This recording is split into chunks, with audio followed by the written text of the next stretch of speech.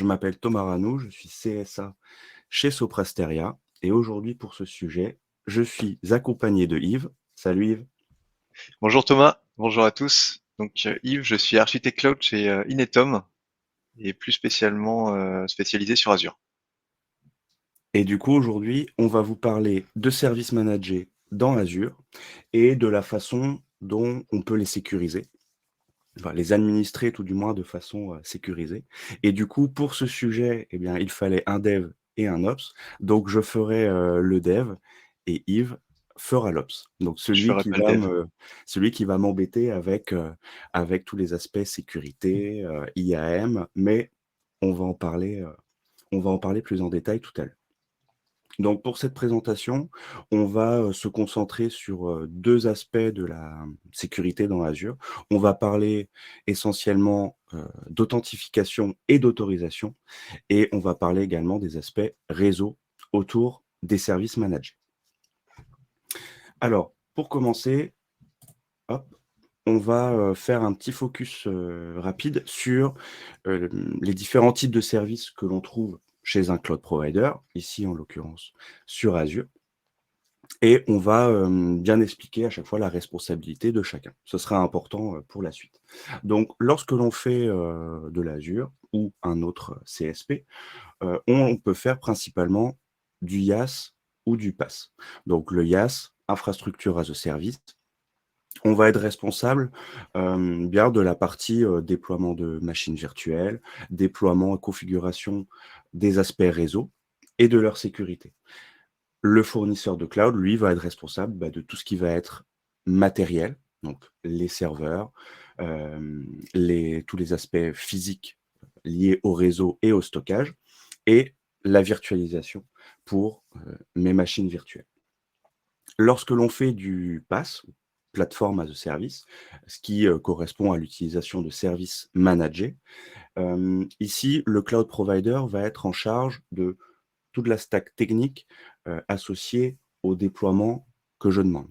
Si je prends un exemple très concret, l'hébergement d'une application web, il y a un service dans Azure pour ça, entre autres, hein, qui s'appelle App Services et c'est un service au travers duquel je vais demander une stack technique. Donc par exemple, pour héberger du .NET, du Python, du Java, je vais spécifier un, comment dire? Un système d'exploitation. Est-ce que je fais plutôt du Windows, du Linux, voire même du conteneur?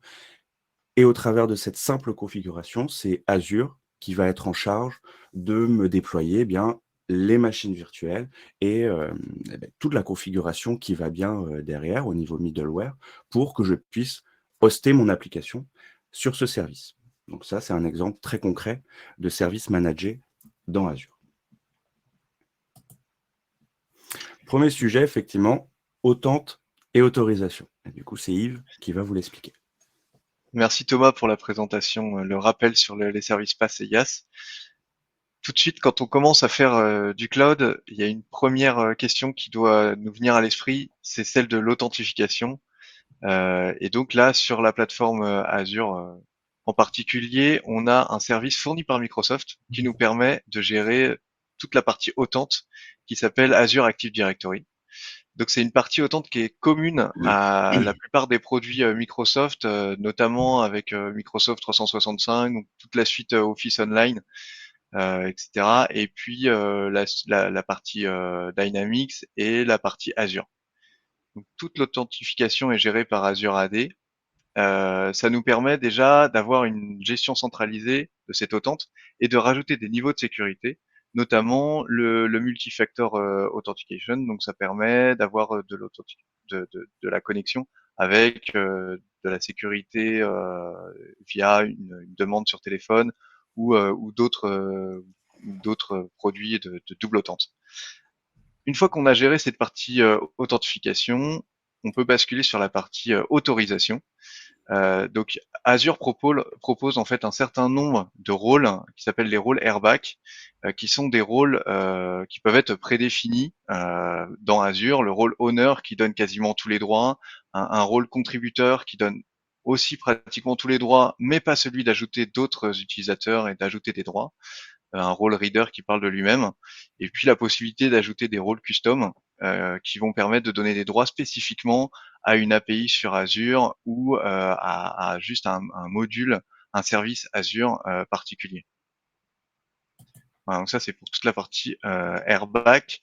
Donc ce qu'il faut savoir, c'est que déjà l'Azure Active Directory, c'est un Azure, c'est un AD à plat. On n'a pas la gestion des OU comme ce qu'on pouvait avoir on-prem. Et donc pour pallier à ça, eh ben, on va utiliser des groupes.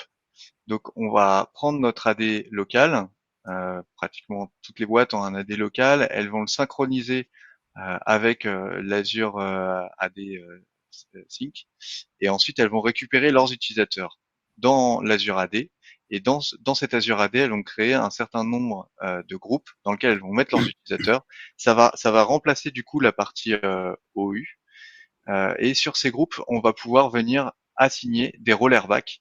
Donc ça va être un rôle pour se connecter à Office 365, pour se connecter au portail ou pour aller directement sur une API Azure avec ARM.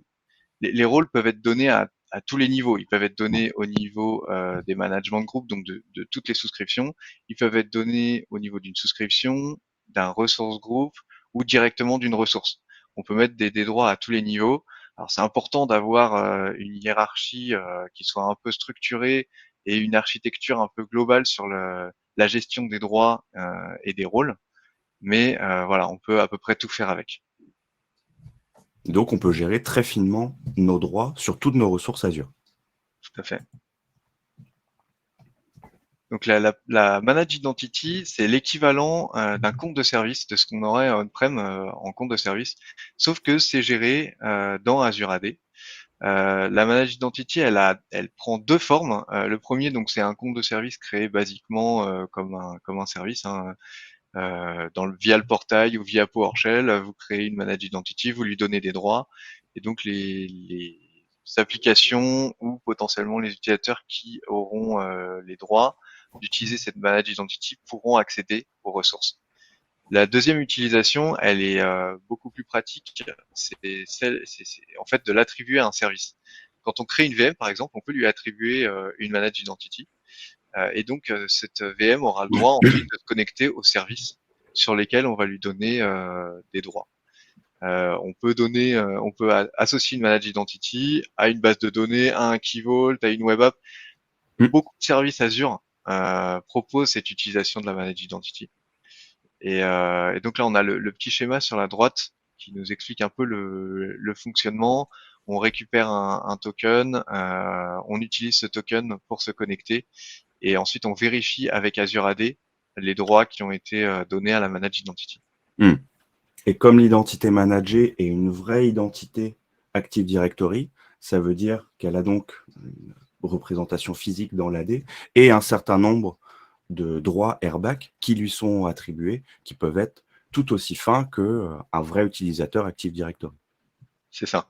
Mais sans avoir à gérer toute la partie autant d'un utilisateur classique. C'est ça. Alors avant de pouvoir passer à la démo, on va faire un petit focus sur le service Azure d'hébergement d'applications web que j'ai déjà introduit rapidement tout à l'heure. Donc, les Azure App Services ou ici en l'occurrence Web App, c'est donc un service managé qui permet de hoster une application web. Comme je vous l'ai dit tout à l'heure, on peut se baser sur différents runtime, on peut cibler différentes stacks techniques. Et l'intérêt de ce service managé, eh bien, ça va être son intégration avec Azure Active Directory de façon native. Et c'est ce qui va nous intéresser pour la démo de tout à l'heure. On va avoir également des fonctionnalités intéressantes en termes de sécurité, liées forcément à tout ce qui est SSL, TLS, avec la configuration d'un custom domain. On va pouvoir utiliser les zones de disponibilité avec ce service pour pouvoir déployer notre application sur différents data centers pour gagner en haute disponibilité.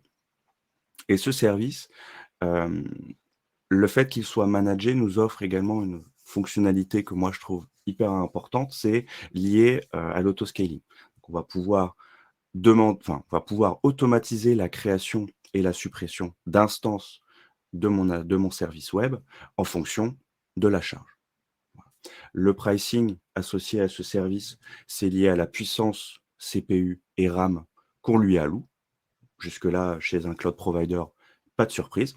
Et on a également la possibilité de configurer du scaling vertical et donc de pouvoir disposer de plus ou moins de ressources matérielles en fonction de la charge sur ma web app. L'Azure Key Vault, un second service manager que l'on va utiliser juste après dans la démo, c'est un coffre-fort virtuel pour stocker de façon sécurisée tout ce qui est certificat, des secrets en tout genre, des mots de passe, ce que vous voulez, et les clés de chiffrement. Donc, le Key Vault, c'est un service bien connu qui ici a sa déclinaison en service manager dans Azure. Donc là, pareil, de la même façon que pour l'App Service, c'est Azure qui se charge de vous déployer votre Key Vault, de le sécuriser. Vous n'avez juste qu'à y injecter vos certificats, vos secrets, vos clés de chiffrement.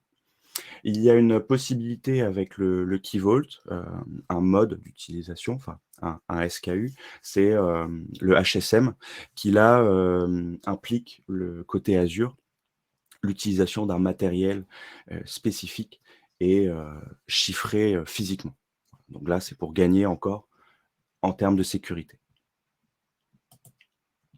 Alors la démo, du coup, que l'on va vous présenter ici, cette première démo, eh bien, vous voyez que l'on a ici une web app que j'ai déployée, que je vais vous montrer juste après.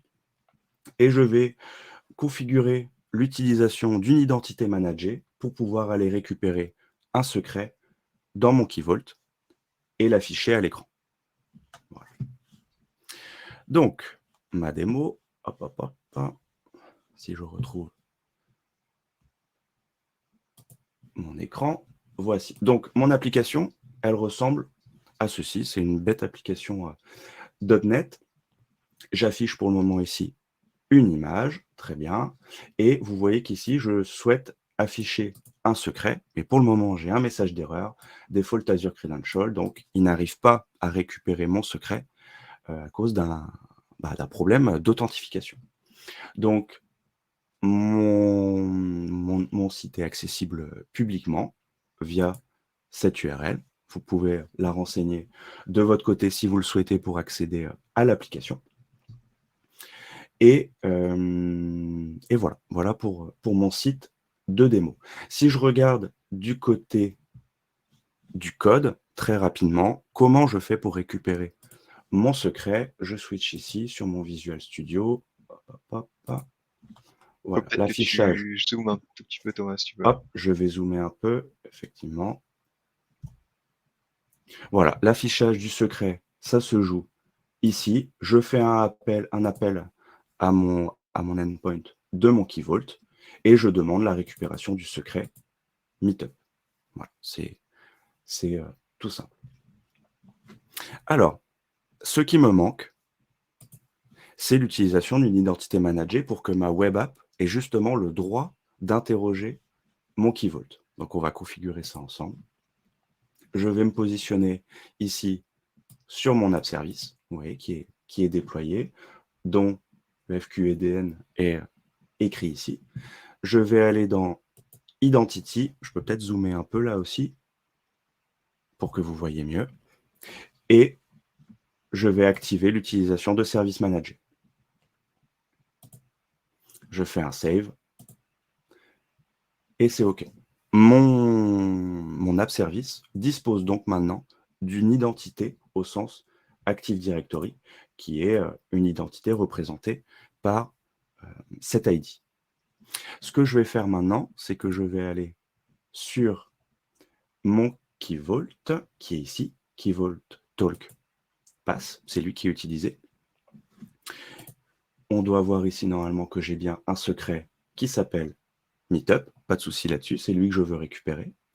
Et je vais aller dans Access Policies pour configurer justement qui a le droit d'accéder à ce Key Vault. Et je vais faire un Add Access Policy. Je vais choisir le type d'accès. Donc ici, derrière, tout ce que l'on voit Concrètement, dans Azure, ça va se traduire en rôle airbag. Donc, je choisis Secret Management. Je vais garder uniquement le droit get sur mon key vault, sur mon secret, et je vais l'attribuer ici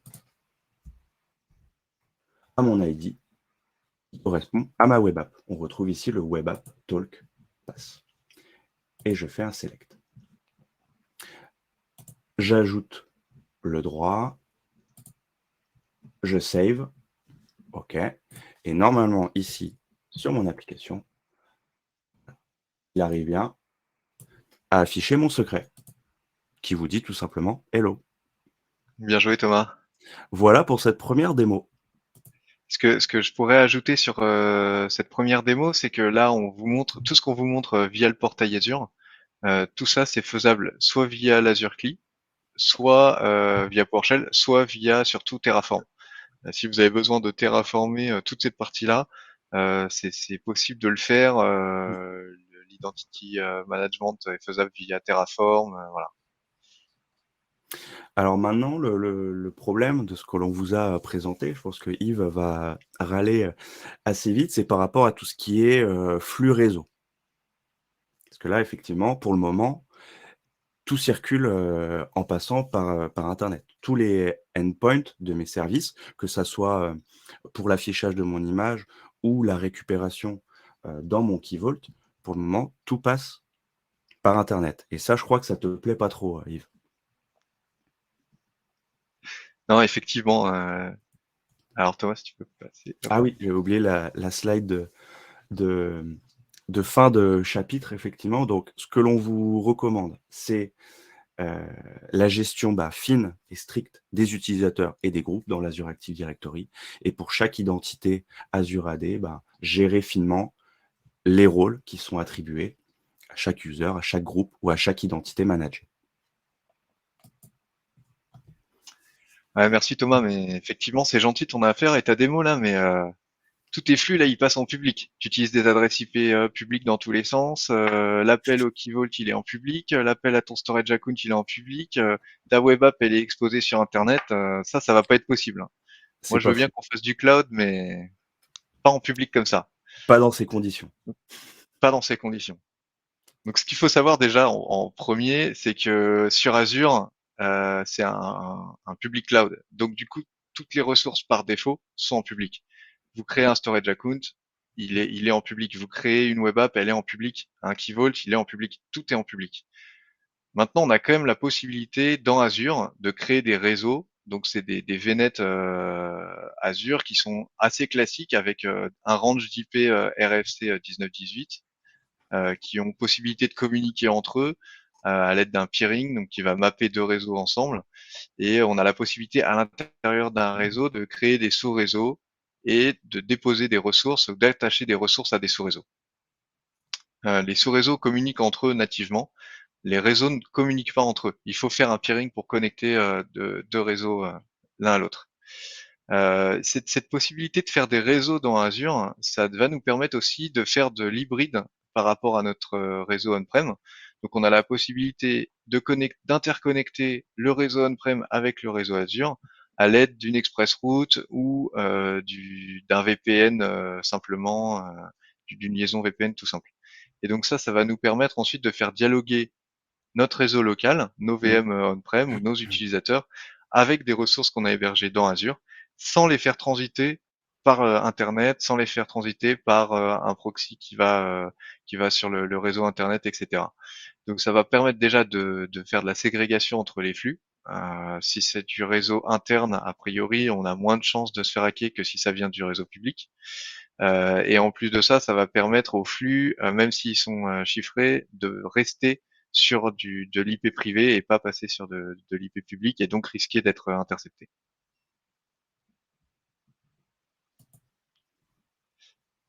Premier niveau de sécurité dans Azure, c'est ce qu'on appelle les NSG, Network Security Group. Donc ça se place sur une ressource et en fait on va donner accès, comme avec un firewall, à des réseaux ou d'autres applicatifs. et on va leur donner accès à des destinations spécifiques. On voit sur la capture d'écran, là, on a une source et une destination, un port, comme dans un firewall. Alors, il faut savoir que c'est un firewall qui va faire que du niveau 3, niveau 4. C'est assez basique, entre Mmh. guillemets. Ça va faire de l'entrant, sortant sur des ressources, mais c'est pas le niveau d'un vrai Azure Firewall ou d'une ressource type Fortinet ou Palo Alto, ou voilà. Un vrai firewall, quoi. Mais ça permet déjà de donner un premier niveau de sécurité sur nos ressources. En sachant qu'il a quand même la possibilité de gérer ce qu'on appelle les service tags. Et donc le service tag est hyper pratique. Il permet directement de mettre en destination, plutôt que de mettre une IP ou un subnet, de mettre directement un type de ressource. Ici, on voit en destination, on a le storage account. Donc ça veut dire que tous les flux venant de notre VNet on-prem, par exemple, ont les droits sur les storage accounts de notre souscription.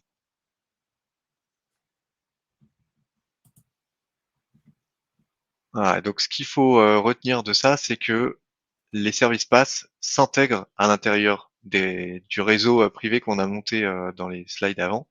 Et donc, il va obtenir une IP privée qui va pouvoir être interrogée comme si c'était une VM ou une autre source de notre réseau local. Donc, c'est sur cette IP privée, on va pouvoir appliquer des NSG, donc des règles de firewall. On va pouvoir également réduire le champ d'attaque.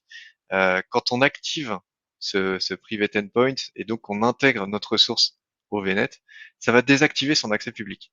Mmh. La web app que Thomas montrait tout à l'heure, quand on active le private endpoint dessus, elle est l'IP public existe toujours, mais par contre on pourra plus la joindre. Ça renverra une erreur 403 et en fait ça coupera le service depuis le réseau public. Mmh. Donc ça va vraiment nous ajouter une couche de sécurité supplémentaire. Et puis ouais, une surface d'exposition beaucoup moins élevée si c'est ouvert que sur notre réseau interne plutôt que sur le réseau public, quoi. Et donc ce qu'il faut savoir, mais c'est peut-être dans la slide suivante qu'on va le voir, c'est que un service pass a deux moyens de communiquer avec notre réseau. Le premier, c'est en entrant inbound à l'aide d'un private endpoint, et le deuxième, c'est avec le VNet intégration qui permet de sortir pour aller communiquer avec un autre réseau. Donc voilà, il faut bien faire attention. Le private endpoint, ça donne une IP à notre service, mais par contre, ça lui permettra pas de communiquer avec les autres services en interne. Si on veut que tous les flux restent en interne, il lui faut à la fois un private endpoint pour être interrogé et un VNet intégration pour sortir. En sachant que le VNet intégration, c'est un subnet qui va être dédié Dédié, à ouais. notre application. Donc c'est une chose importante à savoir quand on commence à faire un peu son architecture des services, c'est qu'il va nous falloir un subnet par service. Si vous avez 15 web apps différentes et que vous voulez qu'elles communiquent en interne avec une base de données ou avec un storage account, il va falloir créer 15 subnets pour dédier un subnet à chaque web app. Mmh. Donc c'est à bien faire attention. Du coup, peut-être leur donner des petits ranges, sachant qu'il ne faut pas que ce soit trop petit non plus, parce que si la web app elle scale et qu'elle crée 15 instances, il va lui falloir 15, 15 IP, ouais, 15 IP à l'intérieur du subnet. Donc il faut effectivement. bien faire attention à ça lors du design. Pas de subnet trop petit, parce que sinon la web app pourra pas scaler, mais pas trop grand non plus, parce que s'il en faut un par service et que vous avez une myriade de services, ben, ça va être compliqué. Si on commence à gaspiller ces IP, effectivement, on peut vite se retrouver, à court.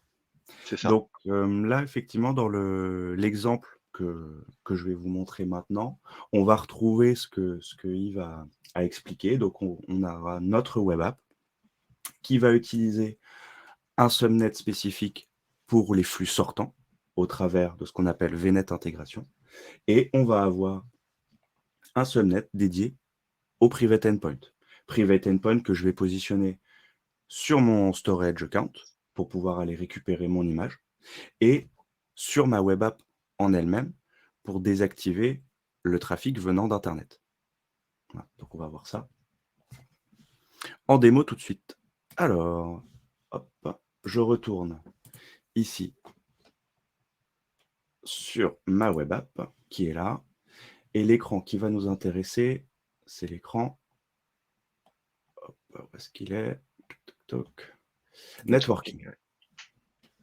Donc, je vais d'abord configurer le VNet intégration qui est ici. Donc, vous voyez pour le trafic sortant. Donc, pour le VNet intégration, ce que je dois simplement renseigner, c'est mon VNet que j'ai déjà créé au préalable, qui est ici, VNet Web App Talk Pass. VNet qui contient 2 subnets, comme on vous l'a expliqué. Hop. Alors, l'effet démo, on a eu ça aussi hier La magie du portail Azure. Notre sujet, voilà, exactement. Tac, voilà. Donc, mon VNet, Web App Talk Pass, il contient bien 2 subnets, un pour le trafic entrant, un pour le trafic sortant. Donc, subnet, Web App Intégration, ici, c'est celui-là que je veux utiliser. Je fais OK. Donc ça veut simplement dire que tout ce qui va sortir de ma web app en termes de flux réseau, ça va passer par ce subnet. Subnet auquel donc je vais pouvoir attribuer des règles NSG potentiellement, dont Yves va parler tout à l'heure. Donc ça, c'est OK. Je retourne sur ma web app et je vais configurer tout de suite ce qui s'appelle le Private Endpoint pour désactiver l'accès public de ma web app. Donc je vais faire un add Private Endpoint Name, alors je vais l'appeler PE Web App, OK. Je sélectionne là encore mon VNet et en subnet, ici, je choisis bien, comme je vous l'ai dit tout à l'heure, mon subnet dédié au Private Endpoint. Integrate with Private DNS Zone, OK, donc ça c'est pour l'attribution d'un nom DNS spécifique à ma web app. OK.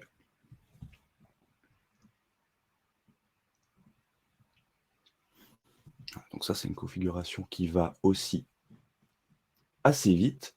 Et donc, ce que l'on va constater assez vite, c'est que ici, ma web app, qui était jusque-là accessible publiquement sur Internet, va devenir inaccessible. Et on aura donc, comme Yves l'a précisé tout à l'heure, une belle erreur 403.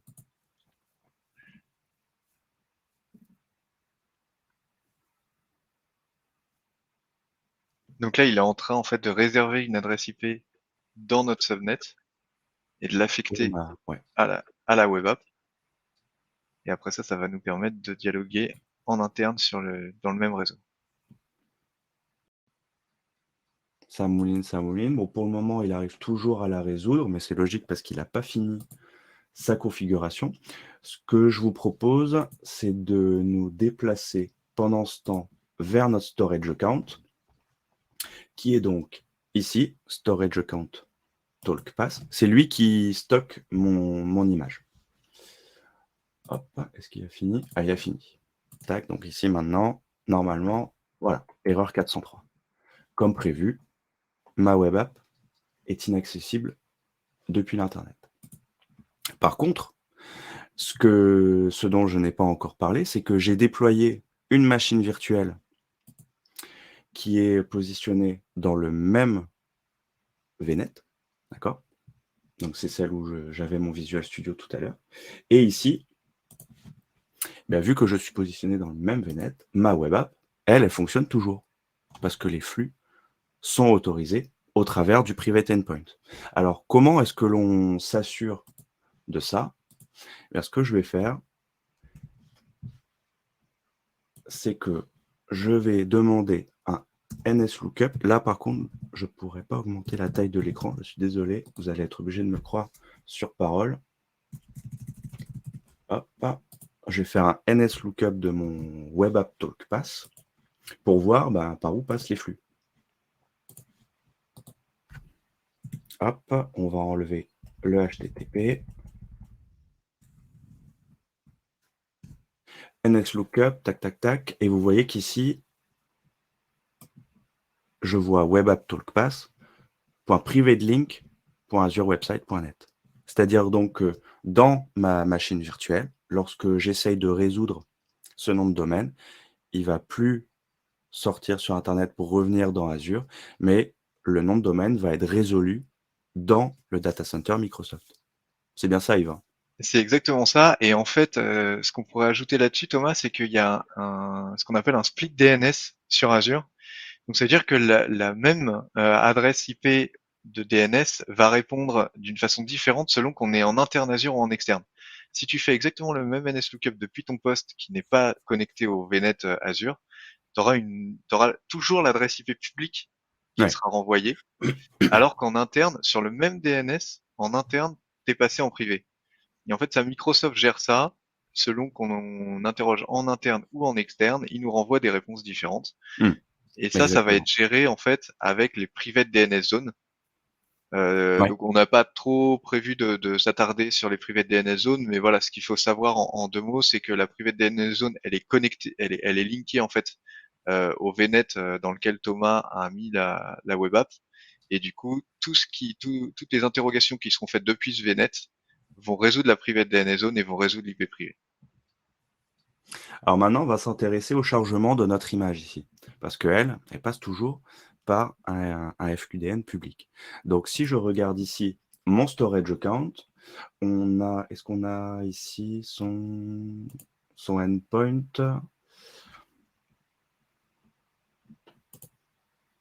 S'il veut bien répondre. Hop, sinon, je vais le prendre ici pour afficher mon image.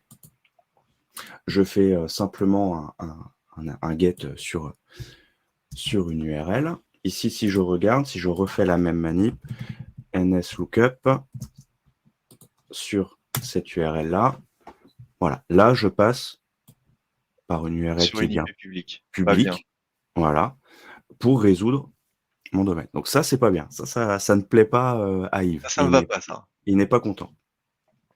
Donc, ici, sur mon compte de stockage, c'est pareil, je vais aller dans Networking et je vais, dans un premier temps, filtrer les flux réseau qui sont autorisés vers ce compte de stockage. Donc ça se passe dans l'onglet Firewall and Virtual Network. Ici, vous voyez les accès, je peux les autoriser soit depuis tous les réseaux, soit les désactiver complètement, soit les autoriser uniquement depuis certaines IP ou depuis certains VNet.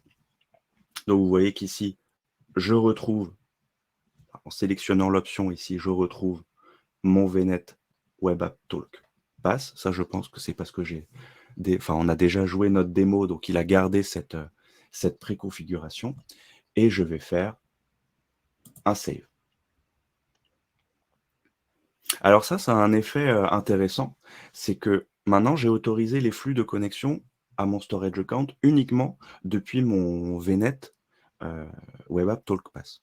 Ce qui implique que si moi, ici, sur ma machine locale, je vais sur mon conteneur dans lequel j'ai déployé mes images, eh bien, je n'ai même pas les droits pour pouvoir les visualiser. Voilà. Tous les flux sont restreints à mon VNet. Même VNet via dans le lequel ma portail, machine ouais, locale n'est pas. c'est ça. Même le portal n'a plus l'accès Exactement. au stockage. Exactement. Même le portail n'a plus l'accès. Donc, pour ça, voilà, j'ai une petite facilité, on va dire, sur le portail Azure. C'est que ici, vous voyez qu'il me propose d'ajouter directement mon IP de mon poste local pour pouvoir visualiser mes images. Voilà. Donc ça, c'est une Ça, c'est première chose. à utiliser avec modération. C'est juste pour se Forcément. dépanner, pour avoir un accès via le portail. C'est Mais ça. il faut essayer d'éviter d'ajouter toutes les IP publiques C'est directement. ça. Donc ça, voilà, ça c'est ma première étape, restreindre les flux autorisés vers ce storage account. Maintenant, je vais configurer là aussi mon private endpoint. Pourquoi? Parce que je veux que ma web app, lorsqu'elle essaye de charger mon image, elle utilise un, un DNS interne à Azure plutôt que de passer par Internet. Alors, nom de mon private endpoint, je vais l'appeler private endpoint storage account, région France Centre, ok. Donc, il est associé à une carte réseau. Alors, je dois spécifier le type de ressources qui va m'intéresser. Donc ici, ce sont des blobs, donc tout à fait classique avec un compte de stockage. Et voilà, la partie VNet, je spécifie toujours mon VNet Web App Talk Pass. Le subnet qui m'intéresse, c'est subnet endpoint, que voici. Et le reste, je crois que le reste, c'est bon. DNS, ça Oui, c'est il va OK. aller s'inscrire Il va automatiquement. passer. Oui, pardon, Yves. Oui, il va s'inscrire automatiquement dans le C'est private ça. DNS. C'est ça. Tag et review and create. Et c'est parti.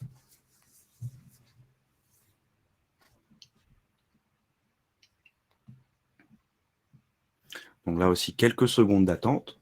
Et du coup, ce qui va se passer, lorsque je vais revenir sur ma machine virtuelle, c'est que mon image s'affichera toujours, mais son chemin réseau ne sera plus le même. Et ça, on pourra là aussi le vérifier grâce au NSLookup. Et là, on Après, aurait la ouais, même utilisation en fait pour le Key Vault aussi. Euh, exactement, ouais, on le tout à fait. montrera pas dans la démo parce qu'on va pas faire tous les services, mais pour le Key Vault, c'est pareil. Il faudrait qu'on configure aussi un private endpoint pour éviter que le Key Vault passe par son IP public C'est ça, pour être joint par notre web app. c'est exactement la même démarche, tout à fait. Donc ici, si je reviens sur mon application, je fais un CTRL F5.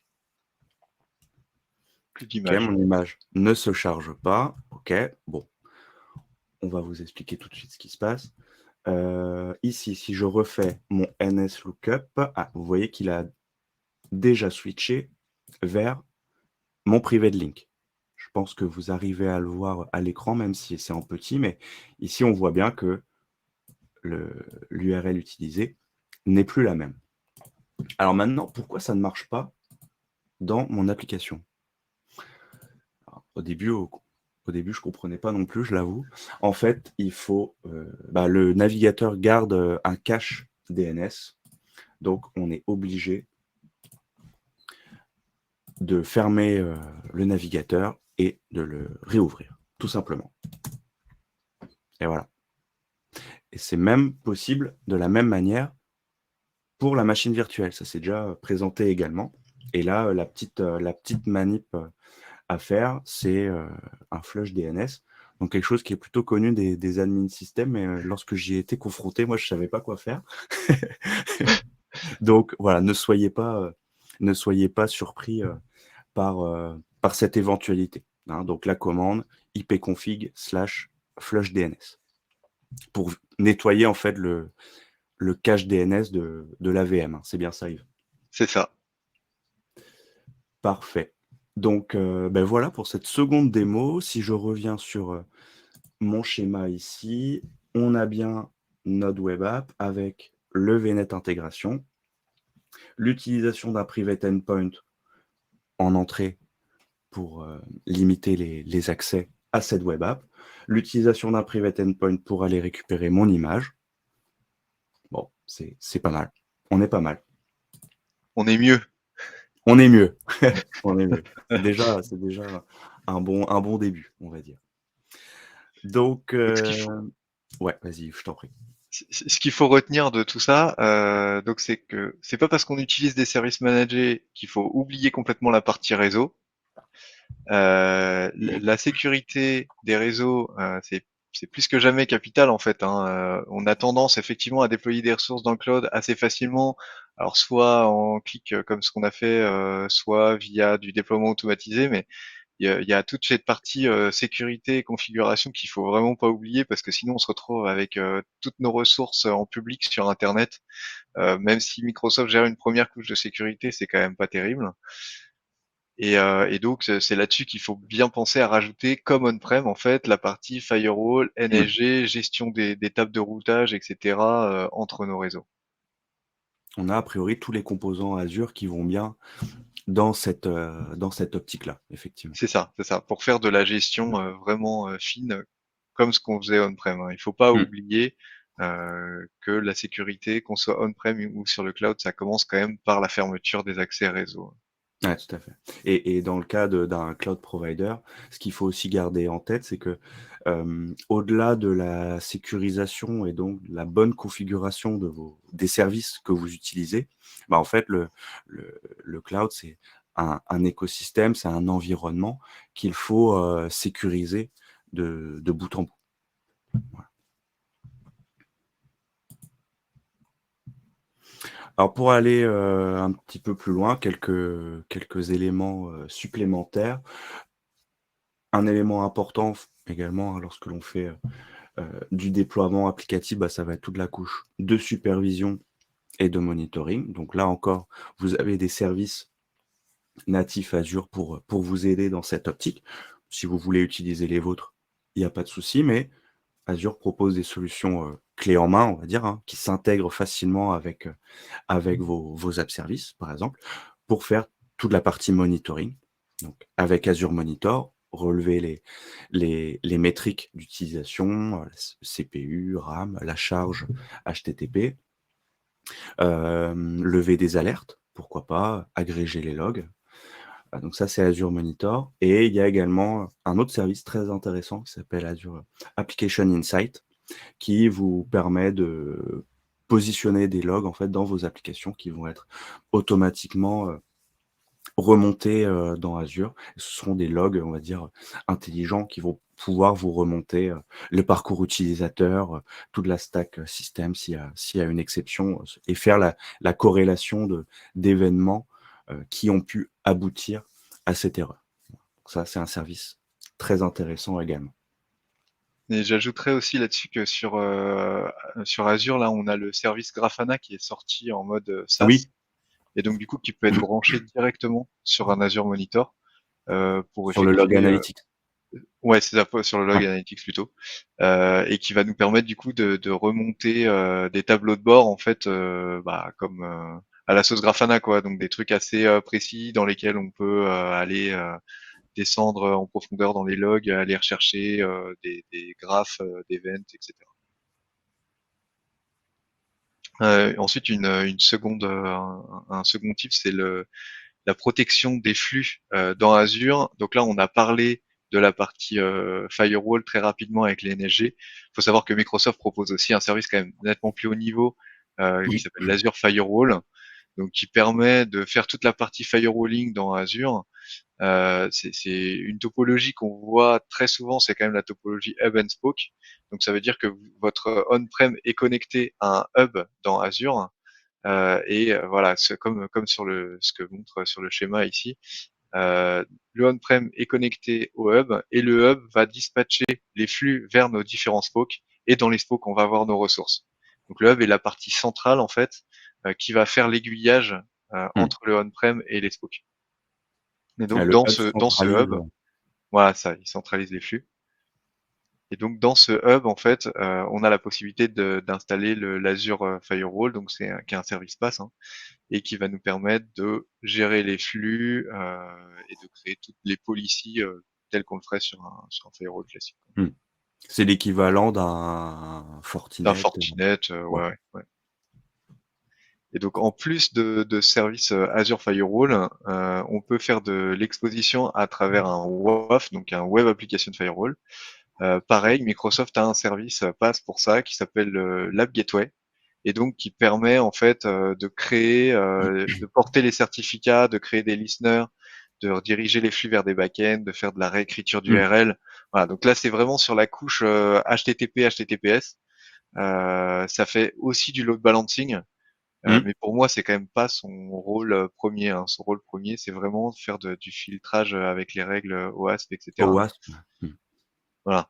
Et donc Donc ça ça va vous protéger, bah, de tout ce qui va être, attaque, injection SQL, réécriture de header HTTP, ce genre de choses, quoi. c'est ça, ouais. Et un truc que j'avais trouvé assez sympa au moment où c'était sorti, c'est que quand il y avait eu Log4j, là, l'attaque Ouais. récemment, hein, et ben l'App Gateway, elle a été mise à jour sur toute la Terre là, moins de 4 heures après qu'ils aient trouvé la faille, je crois. Donc c'était la réactivité du Mmh. produit. Je sais pas si vous avez des expériences on-prem, mais moi quand j'ai un problème sur un F5 VIP, un truc comme ça, avant que je le mette à jour et que je prévienne tout le monde, il se passe plus de 4 heures. Et même avant que F5 m'envoie le correctif, il se passe plus de 5 heures aussi, quoi. Donc du coup, voilà, c'est bon, c'est pas un produit parfait, hein, comme il y a aucun produit parfait, mais en tout cas, voilà, il a des petits tips comme ça qui sont quand même assez agréables à avoir, une réactivité sur les attaques qui sont quand même assez intéressantes. Et donc le Après dans les DNS, ouais. ouais, Oh le pardon, DNS vas-y, public et excuse-moi. privé, non mais j'en ai déjà parlé avec le split DNS, les requêtes qui sont envoyées soit d'un côté, soit de l'autre, en Mmh. fonction des appels internes ou externes. Après dans les recommandations, bon, on retrouve un tas de littérature, hein, sur le sujet, notamment, bah, la doc, Microsoft forcément, qui peut vous donner, bah, un ensemble de bonnes pratiques lorsque vous voulez, faire du service managé de façon, optimale et sécurisée. Et comme service, lié à la sécurité, toujours dans Azure, qui est intéressant, vous avez Microsoft Defender for Cloud, qui va vous permettre, bah, de vous proposer en fait des améliorations, au niveau de la sécurité. Donc ça peut très bien être, ben, votre app service, est exposé publiquement sur internet. Est-ce que vous avez pas intérêt à mettre un WAF devant? Est-ce qu'il faut pas configurer, un VNet intégration? Ce genre de choses. Pareil pour votre compte de stockage, pour tous les services, il va vous proposer des améliorations, là en termes de sécurité. C'est la fin de notre présentation. Merci de nous avoir écoutés. Merci aux sponsors, merci à CloudWest, encore une fois. Et puis, beh, si vous avez, des questions, nous sommes là pour y répondre. Et n'hésitez Je pas à vois qu'il y a poster un petit message aussi avec ce que vous avez pensé de notre présentation, ça fait toujours plaisir. je vois qu'il y a déjà une première question, dans le chat, à Ouais, laquelle je peux répondre tout de suite. Donc c'est Stan qui pose la question, forcément en access policy, parce que en fait, quand on a donné les droits, sur les secrets, ouais, là, Thomas l'a fait via les access policy. Et en fait, on peut le faire également via IAM, en fait, dans Key Vault.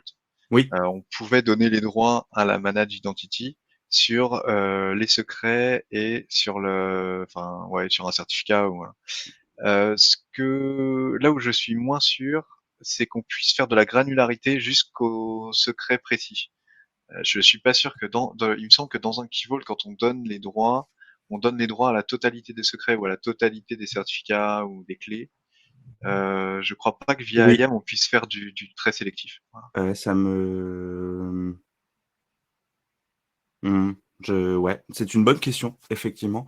Je pense que c'est jouable. Ça doit être, par contre, du airbag custom peut-être, Ouais, pour alors là, ça, pouvoir le je faire. sais moins. Ouais. Ça doit être jouable, je pense.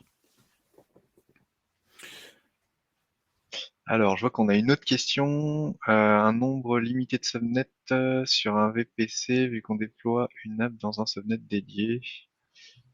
Alors là, je suis pas sûr de comprendre. Est-ce qu'il y En a tout cas, un nombre maximal de subnets dans un VNet? Je pense que c'est ah ça la oui, question. d'accord. Il doit y Oui, avoir une oui, limite, il théorique y a après, une, il y a une limite. Il me semble qu'elle est à 2500, mais à vérifier. Je dis peut-être une connerie. Donc, ce sera à vérifier. ouais, en tout cas, Euh, il y a forcément une limite théorique, mais ce qui va surtout jouer, c'est toi, ta répartition d'IP dans ton VNet, quoi. Ouais, ouais. Et Mais bon, du coup, ça veut dire que potentiellement, on est limité à 2500 apps, par exemple, ouais, par VNet, quoi. Après, il faut savoir que le peering coûte quand même pas très cher, donc c'est pas compliqué de faire un autre VNet pour stocker oui, d'autres sources. oui, oui, c'est vrai. Ouais, c'est vrai. Mais effectivement, c'est une limite intéressante. Ce sera à vérifier sur le nombre de subnets. Ouais. Yes. Et donc David confirme a priori, hein, qu'on peut bien gérer les droits sur un secret précis, en mode Ok. airbag. Ok. Voilà, donc ça c'est cool. Pourquoi un private endpoint par service et pas un plus global? Alors Ah là, bah tu peut-être que du coup, c'est la différence entre private endpoint et service endpoint. on peut en parler ça, c'est intéressant, ouais. On peut en parler, ouais. C'est deux solutions en fait différentes pour faire du privé entre guillemets. Dans le cas du service endpoint, en fait, on autorise tous les services, donc par exemple tous nos storage accounts, à dialoguer avec notre VNet, mais sans leur affecter des IP privés. Donc ça veut dire que ça va continuer à passer par l'IP public, mais routé en interne. Ça passera pas sur Internet, ce sera routé en interne, mais par contre, on continue à passer par l'IP public de notre storage account, par exemple. Et donc ça peut effectivement pallier à cette histoire de private endpoint, donc de nombre de private endpoint sur un réseau, etc. Ouais. Voilà. Maintenant, donc on peut créer plusieurs private endpoints par service plutôt. Ouais, je sais pas si ça répond vraiment à ta question, Sébastien, mais je pense que c'est ça, hein, Ouais, je pense que ou alors, ce que proposait peut-être Sébastien, c'est, tu vois, enfin, dans la théorie, mais du coup, c'est pas faisable, mais avoir, tu vois, un private endpoint global qui redirige vers les différents services. Mais, là, c'est Ah oui, vraiment, d'accord. Ah oui, dans non, Azure, non. c'est vraiment un private endpoint qui est lié à une instance d'un service, quoi.